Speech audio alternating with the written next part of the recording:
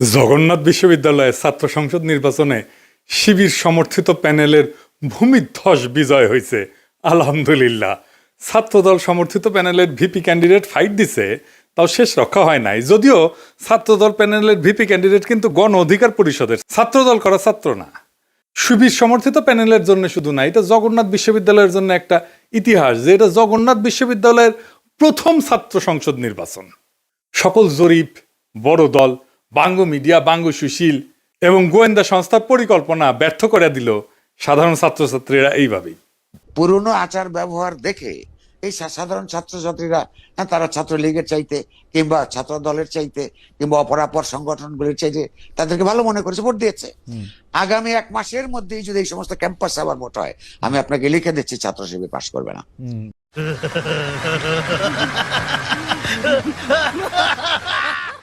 ইদানিং তো আবার জরিপ চলতেছে। জরিপে দেখা যায় বিএনপি ছাড়া কথা নাই। 70% লোক নাকি বিএনপিরে ভোট দিবে। এমিনেন্স একটা জরিপ করেছে, ওর মালিক আমার মেডিকেলের 3 বছরের জুনিয়র জাসদ করেছিল। ওর এনজিও হেলথ নিয়ে কাজ করে ওই এমিনেন্স। এখন নতুন ধান্দাবাজিতে নামিছে। শামিম শুনো, 70% লোক বিএনপিরে ভোট দিবি, দিবি পাশা পাইতে দিলে হোগাত ছাপ্পা দিয়ে দিবি, ব্যালটে দিবি পাবলিকে। এই জগন্নাথের ইলেকশন নিয়েও জরিপ করেছিল, কইছিল ছাত্রদল জিতবি।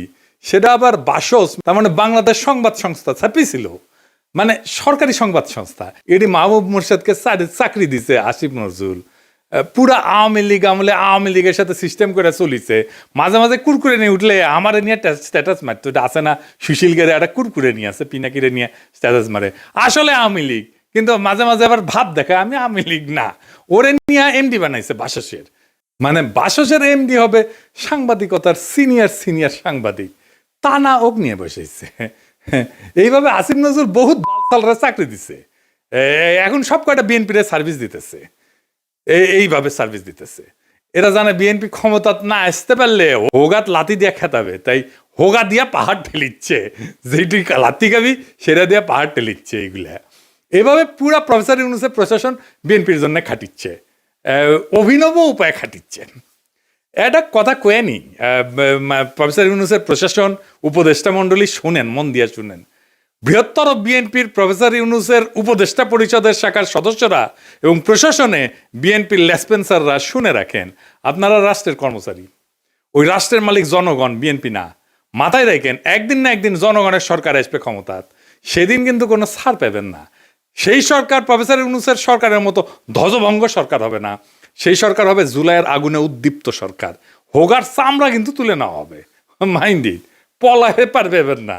রাষ্ট্রের কর্মচারী হিসেবে নিরপেক্ষ থাকবেন, সামান্যতম পক্ষপাতিত্ব করবেন তো সেইটার কাফফারা দিতে হবে, মাপ নাই। সেই কাফফারা ভয়ঙ্কর হবে, সরি কওয়ার কলের টাইম পাবেন না। এবার আসেন আমরা দেখি কেন ছাত্রদল এভাবে হারিচ্ছে, আর নাম হয়েছে হারু পাট্টি। হ্যাঁ বুঝে চাও। এই আলাপগুলো আমরা অনেক আগের থেকেই করিচ্ছি। প্রথম কারণ হইতেছে তাদের দীর্ঘদিন ছাত্রদলে কোনো রিক্রুটমেন্ট নাই, নতুন ছাত্র ঢোকেনি। না ঢুকলে দল থেকে আওয়ামী বিরোধী ছাত্র রাজনীতি তো বন্ধ থাকে নাই, তাই না? ওরা কয় যে শিবির আছে কারণ ওরা গুপ্ত রাজনীতি করছে। তা আওয়ামী বিরোধী ছাত্র রাজনীতি কি বন্ধ ছিল? ছাত্রলীগের লুঙ্গির তলে ছিল নাকি শিবির? নূরের দল তাইলে কেমনে তৈরি হইল? নাহিদ আসিফরা কিভাবে তৈরি হইল? ওরা তো গুপ্ত রাজনীতি করে নাই। শিবির প্রকাশ্য রাজনীতি করে নাই, কারণ সে বিপ্লবী রাজনীতি করছে। বিপ্লব মানে এক্সিস্টিং সিস্টেমের রাপসার, এটার ভেঙে ফেলতে হয়। যেই শক্তি প্রকাশ্য সে ইতিমধ্যে রাষ্ট্রীয় নজরদারির ভিতরে থাকে, তাই সে রাপসার করতে পারে না এক্সিস্টিং সিস্টেমকে, বিপ্লবী হইতে পারে না। বিপ্লব মানে অসম লড়াই। এইখানে ট্রান্সপারেন্সি থাকাটা আত্মঘাতী, গোপনীয়তা এখানে নৈতিকতা না, এইখানে স্ট্রাকচারাল নেসেসিটি। বিপ্লবী হইতে হইলে তাকে গোপনে রাজনীতি করতে হবে। এই কাজটা করেছে শিবির, সেই জন্য বিপ্লবী ক্যারেক্টার নিয়ে দাঁড়াইছে। সেই জন্যই তারা এই ভূখণ্ডের ইতিহাসে সবচেয়ে শক্তিশালী ছাত্র সংগঠন হিসেবে উত্থিত হয়েছে। গুপ্ত ছিল, ছাত্রলীগের লুঙ্গির তলে ছিল, এইসব বইলা লাভ হয়েছে কেন? হয় নাই, হবেও না। এইবার দ্বিতীয় ইস্যু, বিএনপির ভুল রাজনীতি। ভুল বলাটা ঠিক না, মানে যেই রাজনীতি করতেছে মুক্তিযুদ্ধের চেতনা মারাইতেছে সেটা আত্মঘাতী হইতেছে। ক্রমাগত তারা মুক্তিযুদ্ধের চেতনা ডুবন্ত নৌকায় চইরা নিজের রাজনৈতিক ভবিষ্যৎকে ধ্বংস করিচ্ছে। মানুষজন এই কথা আওয়ামী লীগ আর বামেদের কাছে শুনিছে, তো এখনো শুনে, তাই না? এতদিন 15 বছর ধরে শুনিছে, মাইক লাগে শুনিছে। তারা এই কথার প্রতিধ্বনি যখন বিএনপির কাছে শুনে, সে তখন মনে করে আরে এটা তো আওয়ামী লীগ, এটাই তো ইন্ডিয়ার বন্ধু। আর সত্যি সত্যি যখন ইন্ডিয়ানদের উচ্ছ্বাস দেখে তারেক রহমানকে নিয়ে, আর তারা প্রকাশ্যেই বলে তারেক রহমান আর বিএনপি তাদের পছন্দের দল, তখন মানুষ দুয়ে দুয়ে স্যার মিলায়। সুবীর ভৌমিকের কথাটা আবার শুনেন, এডিটর সাহেব শুনান। ভারত বাংলাদেশে কোন সরকার চাইবে? খুব সোজা উত্তর আমি তোমায় দিয়ে দিচ্ছি। Awami League is not in election, next best option is BNP, obviously not Jamaat. তারা অলরেডি 50 লাখ লোক নিয়ে জেহার টেয়াদের হুমকি দিচ্ছে। ফলে জামাত অবভিয়াসলি ইন্ডিয়া চাইবে না। অত অনেক কথা, ডিপ্লোম্যাটিক কথা বলে তো লাভ। কানেকশনটা হচ্ছে 71। আমরা একসাথে, আমার সৈন্য এবং মুক্তিযোদ্ধারা রক্ত ঝরিয়েছে, সেই সুবাদে Awami League. This is the historical fact. তো এই জায়গাতে হঠাৎ করে আজকে অন্য কিছু ডাইনামিক্স চলে আসবে, এটা তো আশা করাটাও ভুল। কিন্তু যে গভর্নমেন্ট আসবে তার সাথে ইন্ডিয়াকে তো ডিল করতে হবে। শুনেছেন? এই সুবীর ভৌমিকের কথাটা কাইতে নিয়ে মোবাইলে সেভ করে রাখবেন, আর ভোটার ক্যাম্পেইনে গেলে এটা ভোটারদের শুনেবেন, কাম সারা হয়ে যাবে। ভোটার পাশায় ছাপ দিয়া ভোট দিবে বিএনপিতে। আর তার উপরে যদি দেখে সেই আওয়ামী লীগের অলিগার্ক লবণ কামালদের সাথে তারেক রহমানের হাত মিলায়, তখন পাবলিকে বুঝা যায় এটা সেই আগের বন্দোবস্ত। আমরা হাসিনাকে তাড়াইছি, কিন্তু তার তৈরি বন্দোবস্ত এখনো আছে, আর এই বন্দোবস্তের মালিকানা নিছে বিএনপি। আওয়ামী লীগের এই বন্দোবস্ত, এই শক্তি বিএনপিকে আশ্রয় করে আবার শক্তি নিয়ে ফিরে আসতেছে, যেন আপা চট করে ঢুকে যাইতে পারে। ইউনিভার্সিটিগুলোতে বিএনপির এই অবস্থা হইতো না যদি আমার চাইনিজ বুদ্ধি নিত। সেটা তো বিএনপি শুনবে না, সে শুনবে ভুট্টো সাহেবের কথা। যাই হোক, আমার ক্ষুদ্র ভাতারা কবে আন্নার কাছে দাদা সব স্ট্র্যাটেজি থাকে না, তা থাকে না। তো এই স্ট্র্যাটেজি আমি বানাইবার পারি, কয়া দিতেছি, কমো কয়া দি। এখন তো কয়া দিলেও কোনো লাভ করবার পাবি না, কিন্তু কয়া দি যে কেমনে এটা করা যায় গেল নি। আসেন এটা শুনি দেখি, মজা পাবেন কলে। ছাত্র দলে যে রিক্রুটমেন্ট নাই, এটা তারেক রহমান সহ সব বিএনপি নেতারা জানে, স্থায়ী কমিটির সবাই জানে, স্বীকার করে। কিন্তু এইটারে কেমনে ম্যানেজ করবে সেটা জানে না। এই প্রসঙ্গে একটা প্রফেশনাল গল্প বলি আর কি, খুব বেসিক কনসেপ্টের গল্প আর কি। প্রোডাক্ট লাইফ সাইকেলের মার্কেটিংয়ের একটা খুব বেসিক কনসেপ্ট। কি সেটা? যে কোনো প্রতিষ্ঠানের, মানুষের, দলের, পণ্যের একটা লাইফ সাইকেল থাকে বা জীবন চক্র থাকে। মানে জন্ম, বেড়ে ওঠা, তারুণ্য, যৌবন, বার্ধক্য, মৃত্যু, মানুষের যে জীবন চক্র ঠিক তেমন একটা দলের বা পণ্যের ঠিক এরকম লাইফ সাইকেল বা জীবন চক্র থাকে। প্রথমে এটাকে বলা হয় ইন্ট্রোডাকশন বা উদ্ভব পর্ব, গ্রোথ বা উত্থান পর্ব, ম্যাচুরিটি বা আধিপত্য পর্ব, ডিক্লাইন বা পতন পর্ব। শিবির আছে উত্থান পর্বে, ছাত্রদল আছে পতন পর্বে। বুঝছাও? এইটা সব দেখে দেন কে কোনটি আছে। এই লাইফ সাইকেলকে চাইলে এক্সটেন্ড করা যায়।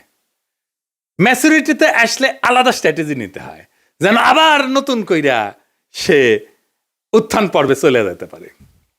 এই পতন পর্ব শুরু হইলেও আবার তাকে উত্থান পর্বে নিয়ে যাওয়া যায় কলে কিছু কিছু বিশেষ ক্ষেত্রে, কিন্তু একটা জায়গা আনা যায় না। সেটা হইতেছে হিস্টোরিক্যাল লেজিটিমেসি কোলাপস যদি হয় পলিটিক্যাল পার্টির ক্ষেত্রে। এটা শুনতে খটোমটো লাগলেও সোজা কলে, খুবই সোজা। মানে আমি যা বইলা আমার বৈধতা আনিছি তার উল্টা কাজ করলে লেজিটিমেসি কোলাপস হয়। এইটা ছাত্রদল আর বিএনপি দুইটারই হয়েছে।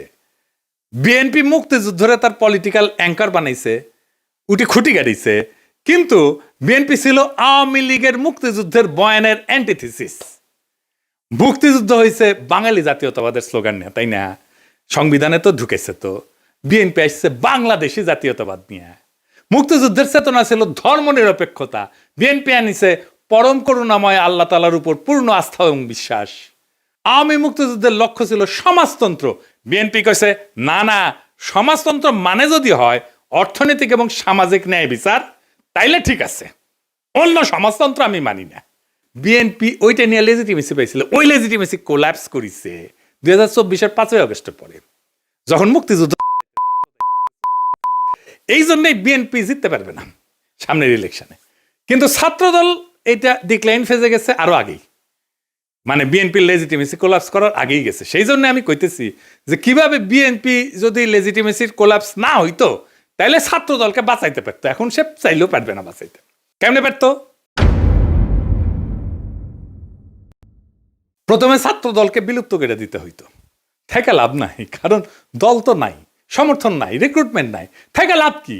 ভোটে জিতে না, হারু পাট্টি। তাইলে এটারে বিলুপ্ত কইরা সবাই রে বৈষম্য বিরোধী ছাত্র সংগঠনে একীভূত করতে হইতো। এটা হইলে বৈষম্য বিরোধী ছাত্র সংগঠনের সবচেয়ে বড় স্টেক হোল্ডার হইতো ছাত্র দল থেকে আসা লোকগুলা। বৈষম্য বিরোধী ছাত্র সংগঠনই হইতো বিএনপির গণছাত্র সংগঠন। সে আরো বৃহত্তর ঐক্যের চেষ্টা করতো, ছাত্র অধিকার পরিষদকে নিত, ইনকিলাব মঞ্চকে নিত, এরকম ছোটখাটো দলগুলোকে সে ঢুকায় ফেলতো, একীভূত করে ফেলতে পারতো। তাইলে শিবিরের একটা শক্তিশালী বিরোধী দল দাঁড়াইতো। এটা হইলে শিবিরের সাথে শক্ত ফাইট দিতে পারতো, অনেক জায়গায় জিতেও যেতে পারতো। আর যে রিক্রুটমেন্টের গ্যাপ তৈরি হয়েছে সেটা পূরণ হইতো, কারণ এই বৈষম্য বিরোধী ছাত্ররা তো ছাত্রদল করে না, এরা তো নতুন তরুণ, আরো তরুণ, এরা ঢুকতো, তাইলে তার গ্যাপটা পূরণ হইতো। এখন ইলেকশন হইতেছে আর মারা খাইতেছে বিএনপি, নামই হয়ে গেছে হারু পাট্টি। এখন আমার ক্ষুদ্র ভাতারা একটা বিরাট কোশ্চেন করে ফেলতে পারে আমাকে, আমি কালে ডরে আছি। হ্যাঁ, যে কয় যদি দাদা দলে যদি এইভাবে লাইফ সাইকেলের মধ্যে যায়, উত্থান পতনের মধ্যে দিয়া যায়, তাহলে তো আমেরিকা রিপাবলিকান আর ডেমোক্রেটদের মইরা ভূত হয়ে যাওয়ার কথাই ছিল। এইগুলো তো ভালোই টিকে আছে। তো মাঝে মাঝে বুঝছাও আমার মনে হয় যে আমি দিনে 4-5টা করে ভিডিও বানাই, ব্যানে এগুলো ব্যাখ্যা করি। মেলা কোশ্চেন আছে সবার মাথার, তাই না? হ্যাঁ, এটা খুব ইন্টারেস্টিং প্রশ্ন করে করেছেন আপনারা, না করলেও কয়ে দিলাম, তাই না? আসেন এবার বুঝে দেখি। আমেরিকান রিপাবলিকান আর ডেমোক্রেটিক পার্টি এটা স্বাভাবিক রাজনৈতিক দল না, ওইগুলো কার্যত রাষ্ট্রের ভেতরে একটা ইনস্টিটিউশনালাইজড পাওয়ার মেকানিজম। এটা কি? এটা প্রতিষ্ঠান হয়ে গেছে, এটা দল নাই, এটা রাষ্ট্রের সাথে একীভূত হয়ে গেছে, অনেকটা চাইনিজ কমিউনিস্ট পার্টির মতো। তাই ওদের পতন হয় না, ওদের রূপ বদলায়। এই যে লাইফ সাইকেল থিওরি, যে জীবনচক্র থিওরি যেটা কইলাম, এটা কাজ করে হয়েছে, এটা ক্লাসিক রাজনৈতিক দলের মতো, ক্লাসিক রাজনৈতিক দল যেগুলো আদর্শিক দল বা ক্যারিসমেটিক লিডার আছে, যেমন মুজিবের দলের মতো, জামাতের মতো, শিবিরের মতো, কমিউনিস্ট পার্টির মতো, রেভলিউশনারি বা পোস্ট কলোনিয়াল দল কংগ্রেসের মতো, এবং দুর্বল রাষ্ট্র কাঠামোর দেশে Bangladesh, Pakistan, Africa, Latin America, এই সমস্ত জায়গায় এই সমস্ত থিওরি খাটের দলগুলোর ক্ষেত্রে। কংগ্রেসের মরে যাওয়া দেখে বুঝতে পারতেছেন, বিজেপির উত্থান থেকে বুঝতে পারতেছেন। আমেরিকান পার্টিগুলো আলাদা, রিপাবলিকান পার্টি, ডেমোক্রেটিক পার্টি, কোনোটাই কোনো ইডিওলজি না, কিন্তু কোনোটা একজন লিডারের উপরে দাঁড়ানো না, আদর্শিক নেতা নাই, কোনোটা একটা শ্রেণীর একচ্ছত্র প্রতিনিধি না, বরং এরা হইলো একটা নির্বাচনী ঐক্যের একটা ফ্রন্ট। এবং এরা কখনো পতন হয় না কয়েকটা কারণে, আমি এটা করে বলি। 1 নম্বর হইতেছে 2 পার্টি সিস্টেম, এখানে 3 নাম্বার পার্টি এসে ক্ষমতার অংশ হওয়া এক্সট্রিমলি ডিফিকাল্ট। সেই জন্য এই 2 পার্টির বাইরে আসলে কেউ যাইতে চায় না, রিস্ক নেয় না। আমেরিকার মানুষ রাগ করলে নতুন দল বানায় না, পুরানো দলের ভিতরে ঢুকে সেটা বদলানোর চেষ্টা করে। এবং আপনি দেখবেন রিপাবলিকান এবং ডেমোক্রেটিক পার্টির দুটেরই বদল হয়েছে ভিতর থেকে মেলাবার, 1-2 বার না। এই কারণে দল ভাঙে না, ভেতরের রূপটা বদলায় যায়। এখানে পার্টি মানে কিন্তু দর্শন আদর্শ না, রিপাবলিকান মানে একটা জিনিস না, কিন্তু একটা পার্টি না। এর মধ্যে রিগানের কনজারভেটিভ পার্টি আছে, বুশের নিউকন আছে, ট্রাম্পের পপুলিস্ট পার্টি আছে, ন্যাশনালিস্ট পার্টি আছে। ডেমোক্রেটিক মানেও এক জিনিস না, ক্লিন্টনের নিও লিবারেল আছে, ওবামার টেকনোক্রেটিক পলিটিক্স আছে, বার্নি স্যান্ডার্সের ডেমোক্রেটিক সোশ্যালিস্ট আছে। তাই ভেতরের আইডিওলজিকে নেতৃত্ব দিচ্ছে, সেই আইডিওলজিটা বদলায়, কিন্তু পার্টি থাকে। আর একটা জিনিস হচ্ছে স্টেট পার্টি, একটা ফিউশন হয়েছে আমেরিকা, পার্টি আর স্টেট একসাথে মিলে গেছে। যেমন ধরুন কংগ্রেস ককাস বলে একটা জিনিস আছে, যেখানে 2 পার্টি একসাথে কাজ করে। স্টেট গভর্নর নেটওয়ার্ক যেটা, সেখানে 2 পার্টি একই সাথে সমান শক্তিশালী, থিঙ্ক ট্যাঙ্ক, তারপরে যে ডোনারদের ক্লাস, মিডিয়ার যে ইকোসিস্টেম, এই সব কিছু মিলে এটা একটা সংগঠন না, এটা একটা পাওয়ার ইনফ্রাস্ট্রাকচার হয়েছে। আমেরিকান এলিটদের যে কনফ্লিক্ট, এইটা ম্যানেজ করা হয় এই 2 পার্টির এই সিস্টেমের মধ্যে দিয়া। এই 2 দল আসলে এলিটদের মধ্যে পাওয়ার শেয়ারিং মেকানিজম, জনগণের যেটা ক্ষোভ এটাকে ইনস্টিটিউশনাল চ্যানেলের মধ্যে ঢুকে দেয়। আর এরা ক্রাইসিসে ভেঙে যায় না, রিব্র্যান্ড করে নিজেদেরকে। যেমন ধরেন ভিয়েতনাম যুদ্ধের পরে ডেমোক্রেটদের রিফর্ম হয়েছিল, সিভিল রাইট মুভমেন্টের পরে রিপাবলিকানরা একটা সাউদার্ন স্ট্র্যাটেজি নিয়েছিল, 2016-তে সেটাতে ট্রাম্পের নতুন তত্ত্ব, এই পপুলিস্ট তত্ত্ব নিছে। তারা ইডিওলজিক্যাল রিসাইক্লিং করে। তার মানে কি ওরা কখনো মরবে না?